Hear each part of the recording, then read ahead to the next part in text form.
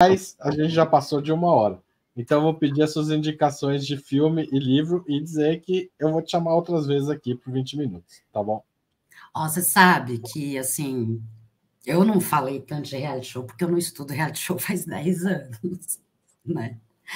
Foi ótima a conversa, falou bastante, sim. Então, mas aí eu comecei a falar de um monte de coisa que é o que eu venho estudando depois, principalmente essa questão, assim, manipulação, fake news, ideologia, né? Então, mas aí depois a gente conversa mais, então. Aí deixa eu contar, vou contar para o público o segredo. A Laila tinha me escrito falando, ó, pensa aí numa livro e filme. E eu não li o e-mail. Aí eu vi o e-mail agora, eu falei, ai, Jesus amado, danou-se. E aí o que acontece? Me ocorreu coisas que eu tô lendo e que não foram publicadas, sabe? Então aí eu falei, Jesus, o que eu faço com isso? Aí, assim, tem uma galera, uns meninos jovens, oriundos do neopentecostalismo, que eu ando conversando com os caras e aprendo. Eles falam, ai, porque a gente quer saber a sua opinião. Eu falo, opinião diabo, vai falando. Vai falando, vai falando, vai falando. Eu só anotando, assim. Aprende pra cacete, né?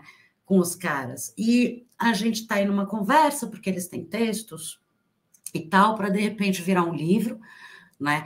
Só que não tem o livro, não é nem que tá no prelo, sei lá. Não tem. Então, não tem como indicar. Mas eu vou indicar uma das principais fontes desses estudos dele, que é uma socióloga, amiga minha, que é a Mariana Cortes, que aí ela tem inúmeros textos, aí procurem, Mariana Cortes, pentecostalismo. Por que eu estou indicando isso? Tem a ver com essas últimas coisas que eu estou falando. Outra das coisas que a nós, a esquerda, nos gera um puta conforto, né? É olhar para pentecostalismo e falar: olha esse bando de gente doutrinada. É a mesma coisa, é a mesma ideia do manipulado, né? Por outro lado, tem aquela galera que vai correr atrás de entender, né, o pentecostalismo na urgência da hora. Estão aparecendo muitos trabalhos, tem muitos trabalhos legais, finalmente. Vamos olhar para essa galera, vamos tentar entender. Mas tem muito trabalho que surge também a toque de caixa, porque a água bateu na bunda, né? E agora a gente está sabendo que essa galera... Também. que, porra, vai ganhar aí a Michelle e a gente vai ter que entender que tipo de Brasil a gente vai viver, porra, no mínimo. Então, vamos olhar para essa galera, o que eles estão falando. E aí, por que eu estou falando da Mariana Cortes? Porque esse livro, e a Mariana, ela estudava isso há 10 anos atrás. Quando eu estava fazendo meu estudo sobre reality show, tinha a Mariana fazendo estudo sobre neopentecostal, e eram as 3 amiguinhas. E a Ludmila Costec Abílio, que talvez você já tenha ouvido falar, que na época estudava Natura. E hoje em dia ela é uma das pessoas que mais manja de uberização. Vocês têm que chamar a Lud. Inclusive, outra que eu estou recomendando, leiam Ludmila Costec Abílio, tem um monte de texto também. E eram 3 objetos que eram meio, né? A gente brincava com a Lud que ela estudava Natura, então ela estudava perfumaria. E a Mariana Cortes estuda pentecostalismo. Essa coisa que é meio para antropologia, né? Sociologia a gente estava estudando mais, sei lá, urbano, violência, não sei. E era meio, né? Ficava de ladinho. Então, por que eu estou falando do livro da Mariana?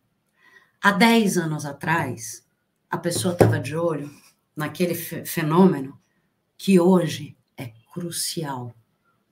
Então, você nem precisa voltar e estudar a revolução, Não, vamos estudar uma coisa que ao mesmo tempo é contemporânea, né? Esse livro e outros textos dela, e que trata desse objeto que hoje a gente fica estupefato, né? para quem, pelo amor de Deus, está com a disposição de correr atrás e tem que correr atrás, para de resolver o problema com os nossos. Ah, mas é gente doutrinada. Ai, mas é Jesus. Ai, que medinho. Está ferrado. É a população brasileira. Ponto, acabou. Né? Então, a Cortez. Aí, o outro livro. Ah, não, esse, porque o da Mariana eu achei aqui. Eu fiquei correndo na biblioteca quando eu soube que eu ia ter essa tarefa de urgência. O outro livro se chama Incêndio. Esse é de um grupo de militantes na neblina. São pessoas que fizeram essa lição de casa, que foi a última coisa que eu falei. E estiveram em tudo que é tipo de incêndio que aconteceu nesse país ao longo da pandemia. Greves. Não sei se vocês sabem. Olha que loucura. Vocês sabem que no começo da pandemia teve um monte de gente de telemarketing que saiu do trabalho, que se recusa a ficar dentro daquela salinha.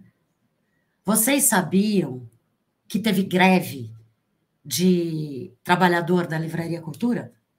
E aí tem as grandes paralisações dos motoboys, em toda a sua ambiguidade, sem temer a ambiguidade desses movimentos, sem dizer de antemão que, ai, porque os caminhoneiros são fascistas, e aí perdeu o rolê. Esses caras fizeram esse trampo, não só olharam para esses vários incêndios em sua ambiguidade, sem temer essa ambiguidade, e olharam também para o mundo do trabalho, né? Então, esse é um livrinho fora do grande circuito, legal. Que mais? Aí era filme, né? Aí qual que era? Ah, então, isso, filme.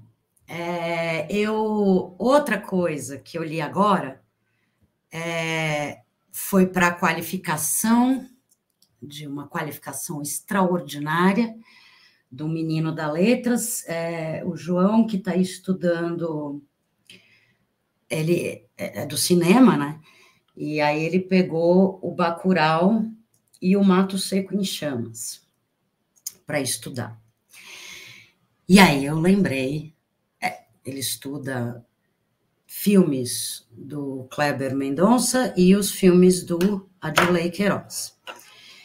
E a avaliação que ele faz é de como os filmes do Adirley acabam tendo uma forma muito mais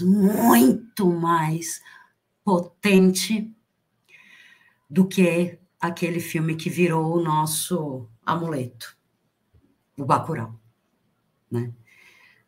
Então, por que o Bacurau, ao contrário do que nós imaginamos, não tem a força que parecia ter quando a gente não, eu não fiz parte do orgasmo pós-Bacurau, mas por quê? E aí eu não vou falar nos termos, né, da qualificação desse menino, mas que é maravilhosa, mas nos termos do que eu acabei de dizer a respeito do livro do Incêndio. É um filme que não teme as ambiguidades e não quer resolver nada de antemão. E não é só esse filme, viu? Todos os do Adirley. Corre atrás, o branco sai, preto fica.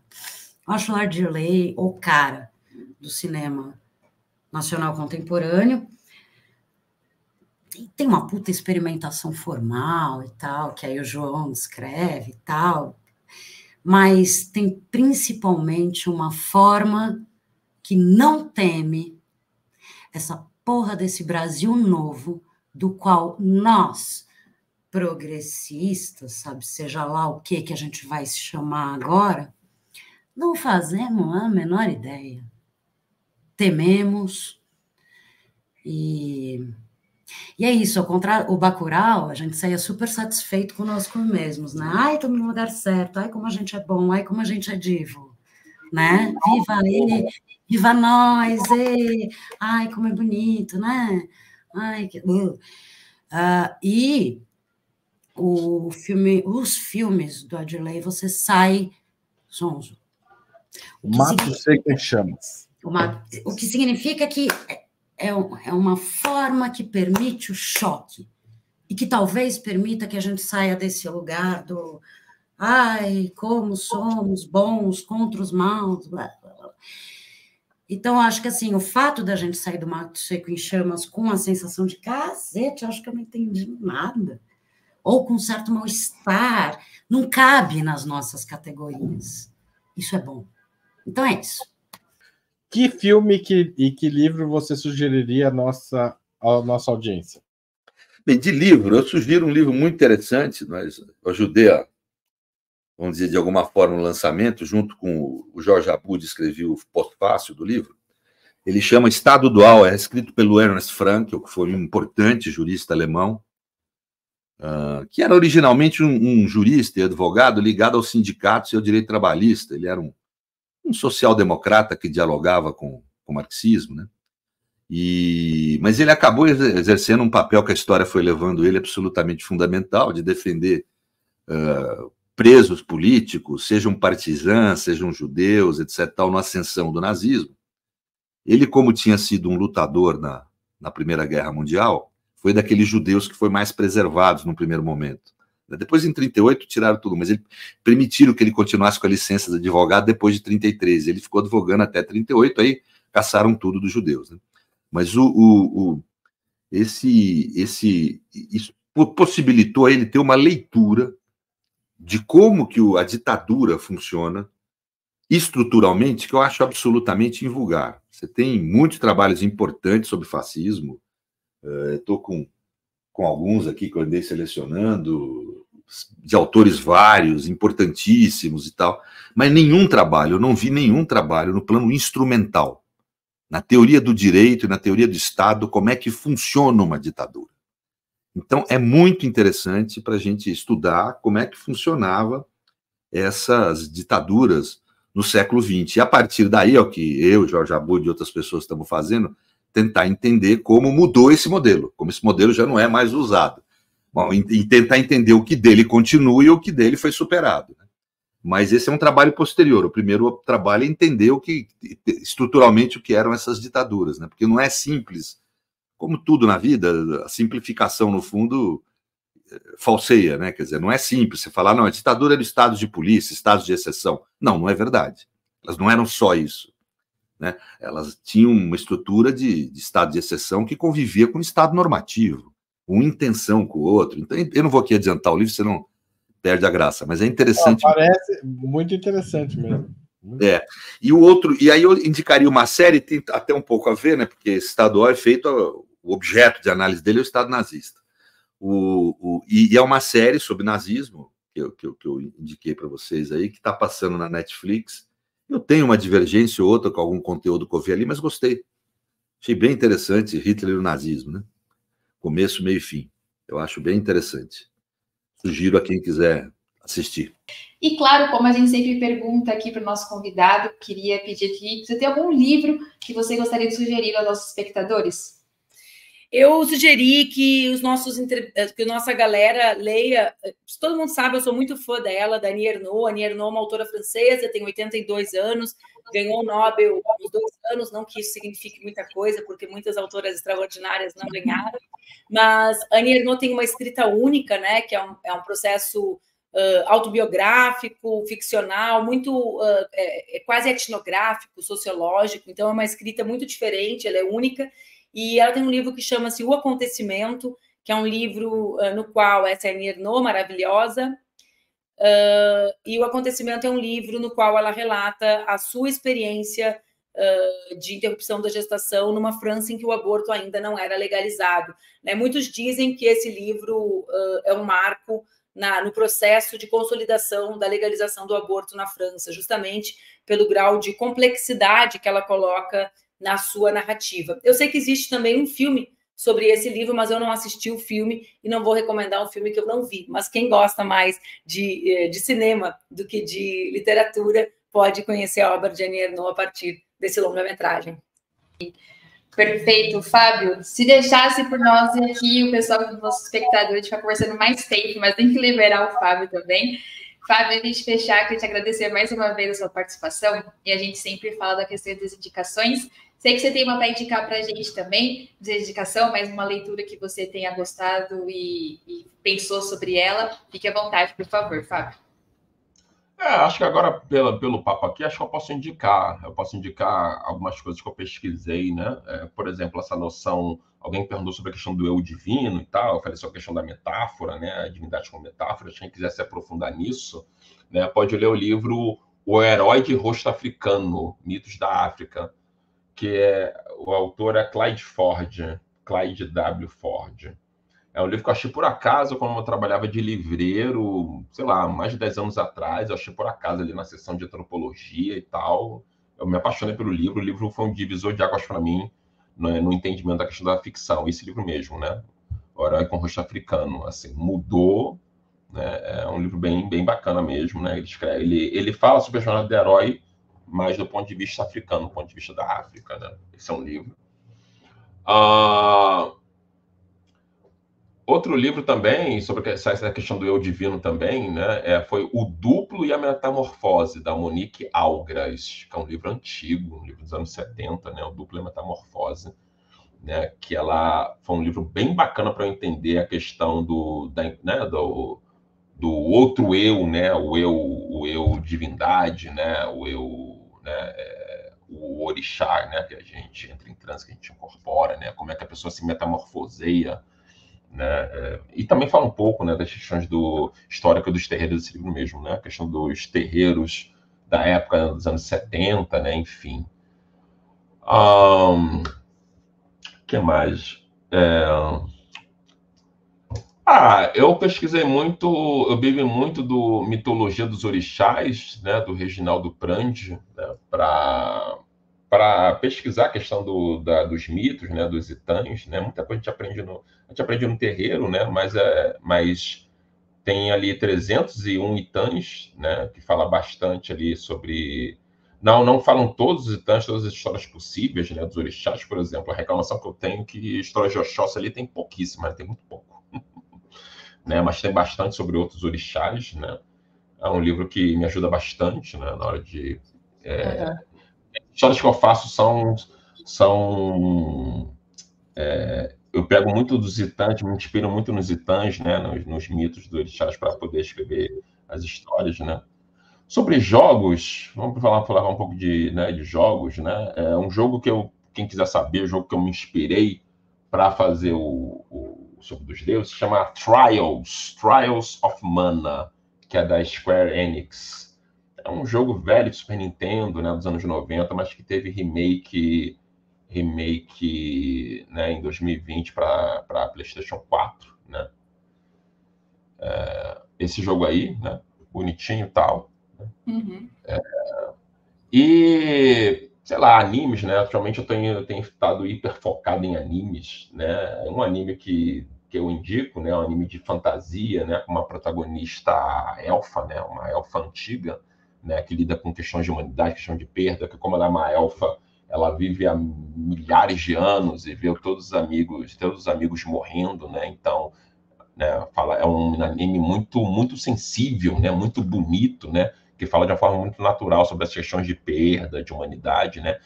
Frieren e a Jornada para o Além, né, que já tem todos os episódios aí no Crunchyroll, né? Esse aí, né? Eu não li o mangá, subi só o anime, né? Mas eu achei muito bonito, né? Achei assim, eu indico para todo mundo, né? Mesmo quem não gosta e tal, né? Tá todo dublado e tudo mais, bem bonito.